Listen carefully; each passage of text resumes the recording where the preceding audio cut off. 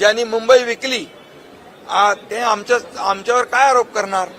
गेले अनेक वर्ष मुंबईमध्ये दिल्या का सुविधा? आम्ही मुंबई टिकवतोय, मुंबई टिकवली आणि या सगळ्या लोकांना आम्ही पुन्हा मुंबईमध्ये आणण्याचा जो आमचा मानस आहे तो आमचा हेतू स्पष्ट आहे.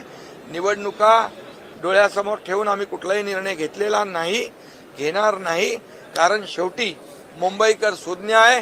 मी जेव्हा मुख्यमंत्री झालो तेव्हा देवेंद्रजींनी आम्ही या मुंबईसाठी जे निर्णय घेतले कॉन्क्रिटायझेशनचे, का घेतले नाही तुम्ही? का खड्ड्यातला प्रवास लोकांना दिला? का लोकांचे बळी घेतले?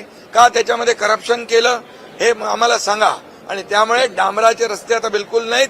पुढच्या मे मध्ये मुंबईतले बरेचसे रस्ते खड्डेमुक्त होतील. पुढच्या डिसेंबरपर्यंत आणखी खड्डेमुक्त होतील. मुंबई खड्डेमुक्त करण्याचं धोरण आम्ही घेतलेलं आहे. अरे तुम्ही सिवरेज ट्रीटमेंट प्लांट पण केला नाही एवढं वर्ष. असंच प्रदूषित पाणी समुद्रात सोडताय, समुद्र दूषित करताय. 7 ठिकाणी सिवरेज ट्रीटमेंट प्लांट मी मुख्यमंत्री असताना केले. त्याचबरोबर मेट्रोचे प्रकल्प बंद पाडले, कारशेड बंद पाडला, तो आम्ही सुरू केला. बाळासाहेब ठाकरे आपला दवाखाना केला.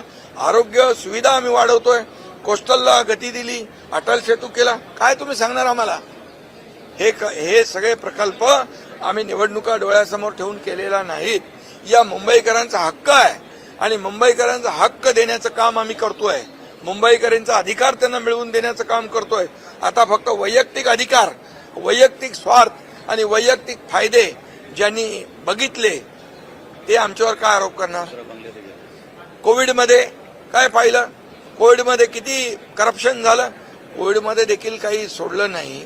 त्यांनी आमच्यावर आरोप करणं म्हणजे उलटा चोर कोतवाल को डाटे ऐसा हो गया है.